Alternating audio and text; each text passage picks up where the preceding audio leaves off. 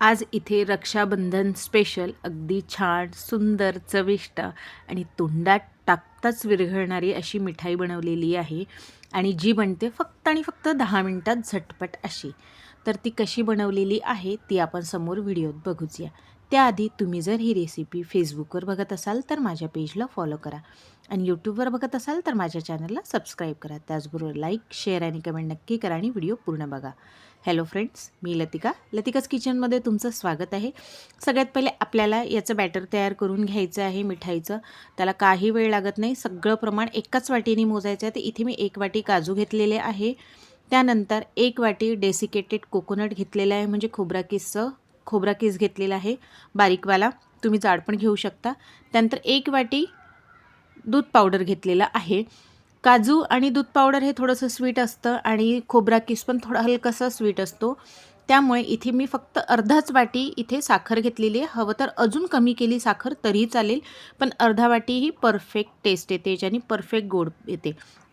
आता त्यानंतर याला अगदी बारीक करून घ्यायचं आहे. मिक्सर लावून पल्स मोडवर करून अगदी बारीक वाटून घ्यायचं. हवं तर तुम्ही चाळणीने चाळलं तरीही चालेल, पण मी ऑलरेडी खूप बारीक केलेला आहे त्यामुळे मला चाळणीने चाळायची गरज पडली नाही. तर पूर्ण साहित्य एका कढईत घेऊन घेतलेलं आहे. त्यात 1 वाटी मी दूध घातलेलं आहे. गॅस ऑन न करता पहिले मिक्स करून घ्यायचं आहे. आपल्याला नंतरच गॅस ऑन करायची आहे. बघा, हे दूध टाकल्यानंतर सर्व मिश्रण अगदी पातळ होतं, कारण की आपण इथे साखर पण टाकलेली आहे ना. तर ती काय होते, साखर छान विरघळते तर सारण हे पातळ होते. आता याला असंच राहू द्यायचं आहे. नंतर आपण याला गॅस ऑन करून शिजून घेऊया. तोपर्यंत बाकीचं साहित्य तयार करते. इथे मी अर्धा वाटी डेसिकेटेड कोकोनट घेतलेला आहे. आता यात मी टाकते 2 चमचे रोज सिरप टाकते आहे. तुम्ही इथे कुठलंही सिरप घालू शकता. हे कॉन्सन्ट्रेटेड रोज सिरप आहे. तुम्ही याच्याऐवजी रसमलाईचं घेऊ शकता किंवा तुम्हाला आवडेल ते सिरप घेऊ शकता. असं घट्ट असेल ते इथे मी मालासचं माझ्याकडे अवेलेबल होतं घरी, म्हणून मी घेतलेलं आहे. तर याला छान मिक्स करून घ्यायचं.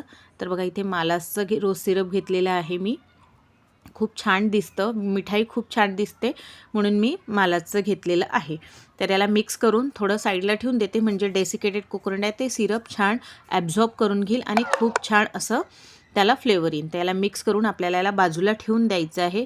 तोवर आपल्या इकडे गॅसवर जी चढवलेली मिठाईचं बॅटर आहे त्याला आपण छान मस्त असं शिजवून घ्यायचं. तर याला बाजूला ठेवते. इकडे बॅटर बघा, गॅस ऑन केली आहे आणि याला शिजवायला सतत फिरवायचं आहे आपल्याला. बॅटर जोपर्यंत पूर्ण घट्ट होत नाही, एकत्र होत नाही, तोपर्यंत आपल्याला इथे हे शिजवायचं आहे. त्याचबरोबर माझ्या चॅनलवर वेगवेगळ्या आणि नवनवीन रेसिपीज आहे. एंड स्क्रीनलासुद्धा मी छान छान रेसिपीज दिलेल्या आहेत आणि आय बटनलासुद्धा दिलेल्या आहेत.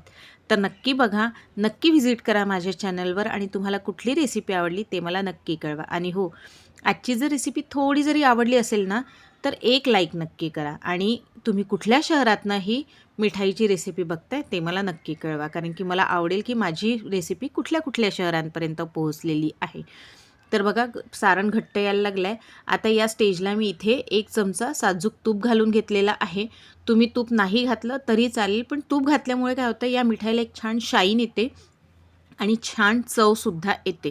तर तूप घालून याला छान व्यवस्थित मिक्स करून घ्यायचं आहे व्यवस्थित, आणि याला अगदी घट्ट एकत्र येतपर्यंत आपल्याला छान शिजवून घ्यायचं आहे. गॅसची फ्लेम आपल्याला मंदच ठेवायची, फास्ट करायची नाही, नाहीतर आपलं हे जे मिठाईचं सारण आहे ते करपायला लागेल. बघा, आता जवळ येत आहे, सगळं एकत्र व्हायला लागलेलं आहे.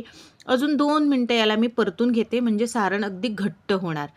तर इथे मी सारण अजून 2 मिनटं छान मस्त मंद आचेवर परतून घेते. आजूबाजूला लागलेलं सारण असेल ते सुद्धा व्यवस्थित सोडवून घ्यायचं, म्हणजे कढईला चिकटू द्यायचं नाही जास्त. तर आता 2 मिनटानंतर बघा छान घट्ट झालेलं आहे. आता याला ना थंड होऊ द्यायचं. थंड झाल्यानंतर याची आपण मिठाई बनवूया, सुंदर अशी मिठाई. तर हे थंड झालेलं आहे. सारण डेसिकेटेड कोकोनट जे रोज फ्लेवर मिळवलं होतं ते घेतलेलं आहे आणि इथे थोडंसं सजावटीसाठी मी पिस्ता घेतलेला आहे उभा उभा कापून. तर इथे काय करायचं आहे, आपल्याला या सारणाचा आधी असा गोळा करून घ्यायचा. जेवढ्या साईजची तुम्हाला मिठाई हवी असेल त्या साईजचा गोळा घ्यायचा. मधोमध एक छोटंसं छिद्र करून घ्यायचं, म्हणजे थोडासा खड्डा करून घ्यायचा, आणि जे रोज सिरप मिक्स केलेलं कोकोनट पावडर आहे ते यात घालायचं आहे आपल्याला. बघा, अशा प्रकारे वरपर्यंत छान व्यवस्थित घालून घ्यायचं, खूप मस्त असं मधात. आणि टूथपिक घ्यायची एक अशा प्रकारे, आणि याच्या पाकळ्या बनवून घ्यायच्या. खूप सुंदर असं फूल दिसते. पाहायला जेवढं सुंदर दिसते त्याहूनही चविष्ट आणि झटपट बनते, तोंडात टाकताच विरघळणारी रेसिपी आहे. खूप भन्नाट अशी ही रेसिपी लागते.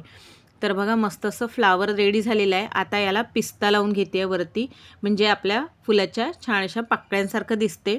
तुम्ही कुठलाही शेप देऊ शकता याला. तुम्हाला साधं जसं गोल करून जरी ठेवलं तरीही चालेल. तर किती सुंदर असं हे मिठाई झालेली आहे. तर मी बाकीच्या मिठाई बनवून घेते आहे. अशाच मिठाई यावेळेस रक्षाबंधनला नक्की बनवा आणि नक्की कळवा मला. तर भेटूया पुढच्या रेसिपीत. तोपर्यंत बाय.